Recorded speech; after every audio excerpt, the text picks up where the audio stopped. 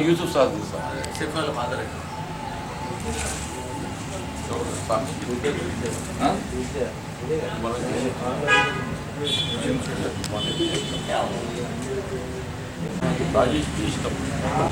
నేను అడుగుతా సార్ వాళ్ళు దేవుళ్ళు పెడతా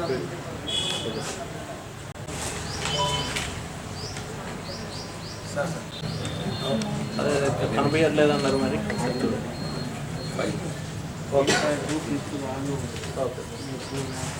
బలపురా కూర్చొని మరి కూర్చుంటాను ముందు రండి పాపం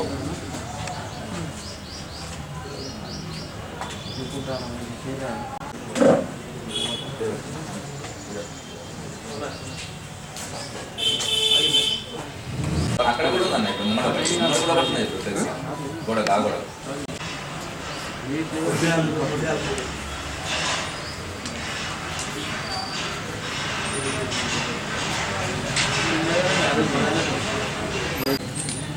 ఇప్పుడు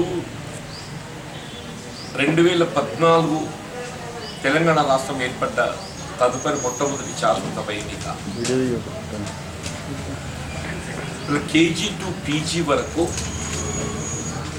ఆంగ్ల మాధ్యమంలో ఉచిత నిర్బంధ విద్యా బోధన అనే నినాదంతో ఏదైతుందో టీఆర్ఎస్ పార్టీ మొదటి పర్యాయం అధికారానికి రావటం,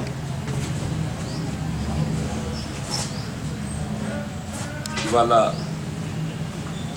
రెండో పర్యాయం కూడా మళ్ళీ అధికారానికి వచ్చినప్పటికీ 8 సంవత్సరాల కాలంలో అసలు రాష్ట్రంలో విద్యా విధానాన్ని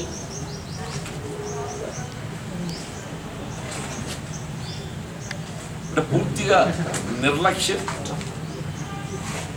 చేయడంతో వాస్తవంగా నిరుపేద వర్గాల పిల్లలు మరి ప్రభుత్వ పాఠశాలల్లో ఆశించిన మేరకు బోధన సదుపాయాలు పొందలేక ప్రైవేట్ పాఠశాలల్లో బోధన సదుపాయాలు పొందడంలో ఎదురవుతున్న ఆర్థిక ఇబ్బందులతోని ఇబ్బంది పడటం, సరే సంభవం వాళ్ళ మొట్టమొదటి పర్యాయం ముఖ్యమంత్రి గారు ఏదైతుందో వీళ్ళ ప్రభుత్వ పాఠశాలల అన్నింటిలో ఆంగ్ల మాధ్యమంలో విద్యా బోధన రాబోయే విద్యా సంవత్సరానికి ఆరంభింప చేయడం జరుగుతుందని ఏదైతే మరి నిన్న మంత్రివర్గంలో నిర్ణయం తీసుకొని ప్రకటింప చేయడం జరిగిందో సంతోషం ఇప్పటికైనా. కానీ దాని అమలుకు సంబంధించి వీళ్ళు మౌలిక సదుపాయాల కల్పన అంటే వీళ్ళు కేవలం తరగతి గదుల ఏర్పాటుకు మాత్రమే పరిమితం కాదు. మౌలిక సదుపాయాల కల్పన అంటే ప్రధానంగా బోధన సదుపాయం అనేది ప్రధానం. అన్లెస్ మనం ఆంగ్ల మాధ్యమంలో బోధన సదుపాయం ప్రత్యేకంగా కల్పించగలిగినప్పుడు మాత్రమే మన విద్యార్థులకు న్యాయం చేయగలిగిన వాళ్ళం అవుతామని చెప్పారు.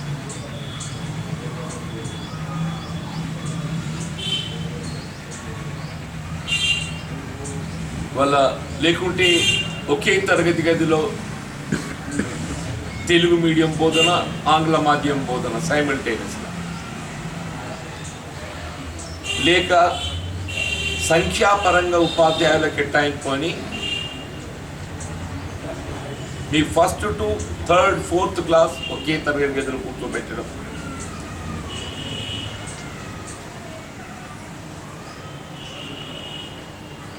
బోధన సదుపాయం అనేది it must be class to class, it must be class to class like in high schools. అట్లాగనే ఏదైతే ఆ విధంగా కాకుండా సంఖ్యను పరిగణలోకి తీసుకుంటూ 40 మంది విద్యార్థులకు ఒకే టీచర్, 40 మంది విద్యార్థులు ఉంటే 4 తరగతులు. దాంతో ఏమవుతుంది, వీళ్ళ మీద ఆంగ్ల మాధ్యమంలో బోధన సదుపాయం అన్నా కానీ ఒకవైపు ఏదైతుందో ఎల్కేజీ ఉంటుంది, యూకేజీ ఉంటుంది, ఫస్ట్ క్లాస్ ఉంటుంది, సెకండ్ క్లాస్ ఉంటుంది. అంటే మనం ఆశించినటువంటి ఒక బోధన మనం కల్పించలేకపోతామని చెప్పంటారు నేను. అంటే దీన్ని మెయిన్ ఏంటంటే మీరు ముందు బోధన సదుపాయాల పట్ల దృష్టి కేంద్రీకరించాలి.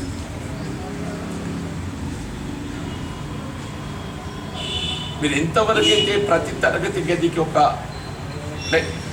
ఫర్ ఎవరీ క్లాస్ ఒక ఉపాధ్యాయుడు బోధన చేయగలిగేటువంటి యొక్క పరిస్థితి కల్పించలేకుంటే మనం ఆశించిన ఫలితాలు పొందలేమని చెప్పండి.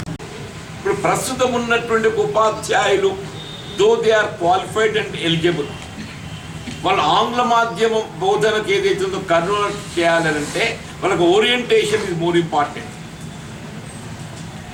ప్రస్తుతం ఉన్నట్టుగా విద్యా విధానానికి అనుగుణంగా వాళ్ళు తర్ఫీదు పొందింది, ప్రస్తుతం ఉన్నట్లుగా విద్యా విధానానికి అనుగుణంగా తర్ఫీదు పొందింది.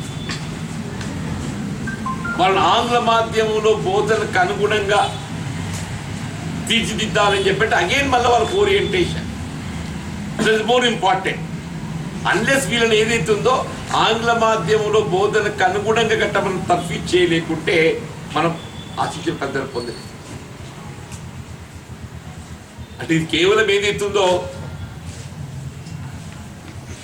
ఇవాళ రెండో పర్యాయం అధికారానికి 3 సంవత్సరాలు గడుస్తుంది.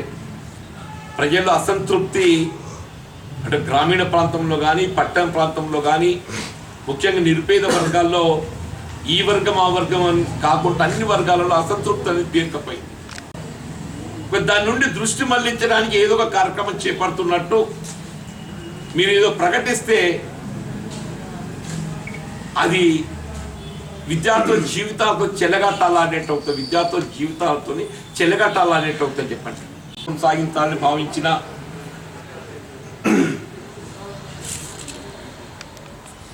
రేపు ఫిజికల్ అపీరెన్స్తోని బోధన కొనసాగించాలని భావించిన ఉన్న పరిస్థితులలో ఈ ఖాళీల స్థాన్ని విద్యా వాలంటీర్ల కొనసాగే పదే ప్రధానమని చెప్పంటున్నాయి. అట్లీస్ట్ ఫర్ దిస్ ఇయర్ అది లేదు. ఇవాళ మధ్యాహ్న భోజనం ఏమవుతుందో ఇప్పుడు తెలియదు. అది ఒకటి అంటే ప్రభుత్వం ఒకటి ఇట్లయిపోయింది కదంటే వంట వండిటోళ్ళు సమ్మెలో పోతే అది సంతోషంగా భావిస్తుండే. అంటే నిరుపేద వర్గాల పిల్లలు ఏదైతుందో మధ్యాహ్న భోజనం లేక ఆకలితో అలమట్టిస్తే వాళ్ళ ఆకలిని ఏ విధంగా తీర్చాలి, అసలు ఈ మధ్యాహ్న భోజన వంట కార్మికుల సమస్య ఏంటి, వాళ్ళు ఏదైతుంది వాళ్ళ పాపం ఏమవుతుందంటే వాళ్ళు వండి పెట్టే సరుకుల ధరలు పెరిగిపోయినాయి. కనీసం ఆ వండి పెట్టే సరుకులు మీరు సమకూర్చండి, మేము వండి పెడతాం. చివరికి ఎట్లయిపోయింది కదంటే మీరు వండి పెట్టే సరుకులు ఏ విధంగా రైస్ మీరు సమకూరుస్తున్నాయి, ఏ విధంగా రెసిడెన్షియల్ స్కూల్స్లో మీరు సరుకులు సమకూరుస్తున్నారు. రెసిడెన్షియల్ స్కూల్స్ వసతి గృహాలలో మీరు సరుకులు సమకూరుస్తున్నారే, అట్లా సరుకులు సమకూర్చండి. వారని 3 కోడిగుడ్లు ఇవ్వాలనే, కోడిగుడ్డు ధర ఇవాళ 10 రూపాయలు అయిపోయింది. గ్యాస్ అలాంటి 400 రూపాయలు ఉన్నాయి, ఇవాళ 1000 రూపాయలు అయిపోయింది గ్యాస్, కుకింగ్ గ్యాస్. వాళ్ళు సమ్మైపోతే సర్కార్ ఏదైతుందో వాళ్ళ సమ్మెను ఏదైతుందో విరమింపజేసి విద్యార్థుల కడుపు ఆకలి తీర్చాలని భావించాలన్నా వీళ్ళు సమ్మైపోతారు, సంబరపడుతుంది. మధ్యాహ్న భోజన కార్మికులు సమ్మైపోతే ప్రభుత్వం ఏదైతుందో సంబరపడుతుందని చెప్పి అంటున్నా. సామాన్యుడు ఏదైతుందో తన గ్రీవెన్స్ను తన సమస్యను ముఖ్యమంత్రి గారికి విన్నవించుకోవటం అనేది సహజమని. ఉపాధ్యాయురాలు ఏదైతుందో ఆమెను భర్త నుండి విడదీసి భర్తో కాడ భార్య కాడ పిల్లలో కాడ మనం భీమగల్ సరస్వతి చూసామే, సేమ్ అంతే. అది భర్త దుబాయ్లా, భార్య కామారెడ్డి గాంధారిలా, పిల్లలు భీమ్గల్ బాబాపూర్. బిచారి ఖుద్కుషి కర్ లియే సార్. ఇలా బాబా ఆడబిడ్డలు ఏదైతుందో వాళ్ళు సంసారం చేయమని చెప్పి అడిగిన పాపానికి ఏదైతుందో పడకపోయి స్టేషన్ నిర్బంధిస్తారే. భర్తతో కలిసి కాపురం చేయాలని చెప్పని విజ్ఞప్తి చేసుకుంటే పడకపోయి స్టేషన్ నిర్బంధించింది అంటున్నాను. దాన్ని డైవర్ట్ చేయాలంటే ఏదో కొత్త మొదలు పెట్టాలి. నేను ఆంగ్ల మాధ్యమంలో విద్యాబోధన వేసి చేయరనైనా చెయ్యి అంటున్నా. మేము దానికి మేము భిన్నంగా లేము. ఎవరు భిన్నంగా లేరు, ఎవరు భిన్నంగా లేరు. నువ్వే భిన్నంగా ఉన్నావు. భిన్నంగా ఎవరు ఉన్నారు అని చెప్పంటే కేసీఆర్ భిన్నంగా ఉన్నాడు, ఎవడు భిన్నంగా లేడు. వీళ్ళు ఏమంటున్నావు చూడండి అని చెప్పంటున్నాను.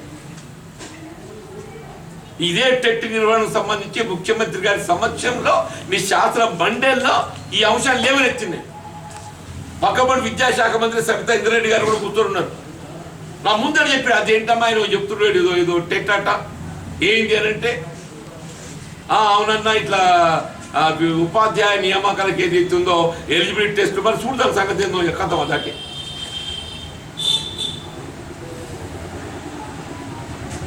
ఎవరు చెప్పాలంటున్నాను నేను. శాసన మండలిలో మన ముఖ్యమంత్రి గారి ఆయన సుముఖంగా ఆయన ఏమంటారు ఆయన ప్రెజర్స్ స్టేట్లు లేదు, నియామకాలు లేవు, ఇలా ఫీజుల నియంత్రణ లేదు,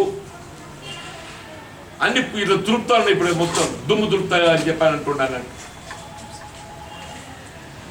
మహిళా యూనివర్సిటీ వెల్కమ్ నాయన. ఈ కథ చెప్పబట్టి 4 ఏళ్ళ మహిళా యూనివర్సిటీ కథ చెప్పబట్టి ఈ మహిళా యూనివర్సిటీ కథ చెప్పబట్టి 4 ఏళ్ళే. ఈ లోపల 4 ప్రైవేట్ యూనివర్సిటీలు ఇచ్చిండు, 5 ప్రైవేట్ యూనివర్సిటీలు 5 ప్రైవేట్ యూనివర్సిటీస్ ఇచ్చిండు అంటున్నాను. ఫారెస్ట్ యూనివర్సిటీ అంటుండు. ఆ ముందు ట్రైబల్ యూనివర్సిటీ సంగతి ఏంది అంటున్నాను.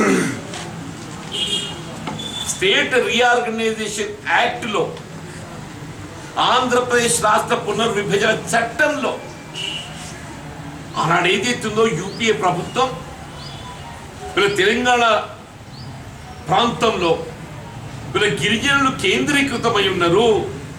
గిరిజనులకు మెరుగైనట్టుగా విద్యా బోధన సదుపాయాలు కల్పించాలంటే ప్రత్యేకంగా విశ్వవిద్యాలయాన్ని ఏర్పాటు చేయాలని చెప్పని రీఆర్గనైజేషన్ యాక్ట్లను పొందుపరిచిండ్రు అంటున్నాయి. నిరుపేద వర్గాలు వాళ్ళ పిల్లలు గవర్నమెంట్ స్కూల్ పంపిస్తే అమ్మ ఒడి అనే కార్యక్రమాన్ని తెచ్చింది అంటున్నాను. నువ్వు ఉన్న మిడ్ డే మీల్ బంద్ చేస్తున్నావు, నువ్వు ఉన్న మిడ్ డే మీల్ పోతుంది అంటున్నాను. ఎక్కడి పోలిక? జాతీయ స్థాయిలో Arvind Kejriwal really you must appreciate and compliment. వాడు ఏ పార్టీ అయినా ఇవ్వడను కానీ చెప్పంటున్నా. అలా వ్యక్తిగత గ్లామర్ లేదు, కేవలం ఆయన విధానాలతో ఏదైతుందో ఆయన పనితనంతో ఏదైతుందో ఢిల్లీకి వెళ్ళి ఏదైతుందో పంజాబ్, గోవా వాళ్ళు ఇతర ప్రాంతాలు విస్తరిస్తున్నారు పార్టీ. ఆయన ఆలోచన విధానాన్ని విస్తరింపజేస్తున్నా చెప్పంటున్నాను. కేవలం ఆయన విధానాలు విద్యా విధానం అని చెప్పంటున్నా, వైద్య విధానం అని చెప్పంటున్నా. వాళ్ళు ఏదైతుందో మీ ఆలోచన విధానం కార్యరూపం దాల్చడమే ప్రధానం. అది కార్యరూపం దాల్చాలంటే ముందు ఏదైతుందో టెట్ ఎగ్జామ్, ఉపాధ్యాయ ఏదైతే ఖాళీ పోస్టుల భర్తీ అదనంగా ఇప్పుడు 20,000 ఖాళీ నుండి ఇంకొక 20,000 అదనంగా భర్తీ చేయాల్సిన ఆవశ్యకత. ఇలా ప్రస్తుత విద్యా సంవత్సరం ఏదైతుందో బలోపేతమయ్యే విధంగా విద్యా వాలంటీర్ల వ్యవస్థను ఏదైతుందో ఈ సంవత్సరానికి కొనసాగిస్తుంది. అది ఆన్లైన్ క్లాస్ కానీ ఆఫ్లైన్ క్లాస్ కానీ ఇలా మధ్యాహ్న భోజన కార్మికుల యొక్క సమస్యల పరిష్కరింపజేసి ఇలా సమస్య వాంది కాదు. వీళ్ళు నిరుపేద వర్గాల పిల్లలు గరీబులకి ఇంత పట్టెడు అన్నం పెట్టే కార్యక్రమం చెప్పంటున్నాను. ఆ సమస్య పరిష్కరింపజేసి అది పెట్టుకుంటుంది. కొంత ఏదైతే ఉందో మీకు ఇది కార్యరూపం దాల్పుతుందని చెప్పండి. ఫీజుల నియంత్రణకు సంబంధించి ఆ తిరుపతిరావు కమిటీ రిపోర్ట్ ఇచ్చింది. ఆ తిరుపతిరావు కమిటీ రిపోర్ట్ ఏమి ఇచ్చింది దాన్ని బహిర్గతం చేసి దాని కార్యరూపం మీకు అని చెప్పడం ముందైతాను. ఇలా ఇవాళ ఏదైతే ప్రైవేట్ విద్యాలయాలలో నువ్వు ఫీజులు నియంత్రణ చేస్తా అని చెప్పంటున్నావు, let it be extended to private universities also, let it be extended to private universities also అని చెప్పి అంటున్నా. ఇదే మీ మల్లారెడ్డి మంత్రికి ప్రైవేట్ యూనివర్సిటీ, మన గెలిచిన ఎమ్మెల్సీ రాజేశ్వర రెడ్డికి యూనివర్సిటీ, వరంగల్ ఇంకెవడో ఉన్న రెడ్డి వాన్గో యూనివర్సిటీ. ఏ నియంత్రణ లేదే అని చెప్పి అంటున్నాను నేను. 5 యూనివర్సిటీలు पैसे वेट्टू सीट गोट्टू डिग्री पट्टू कोई भी बंदे साथ गरीबों को मौका नहीं है वहां पे. हमें तो काबिल है तो मौका रहना चाहिए, काबिल है तो मौका नहीं है सब. ये क्या हुकूमत है सब. इसी वजह तेलंगाना फिर उपाध्याय वर्गाన్ని ఆందోళన గురి చేస్తున్నటువంటి ఒక 317 జీవోని ఏదైతుందో తక్షణమే రద్దు చేయండి, నిలిపివేయండి. స్పౌస్ కేసెస్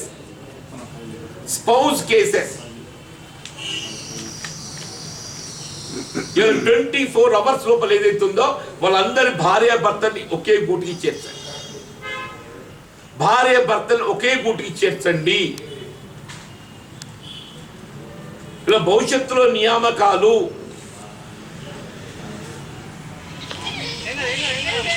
రీఆర్గనైజేషన్ పోస్టింగ్స్ అన్ని కూడా ఆర్టికల్ 371D అనుగుణంగా మాత్రమే అమలు చేయబడే విధంగా, ఆర్టికల్ 371Dకి భిన్నంగా చేయబడ్డటువంటి పోస్టింగ్స్ ఉంటే వాటిని సరిచేయాలి.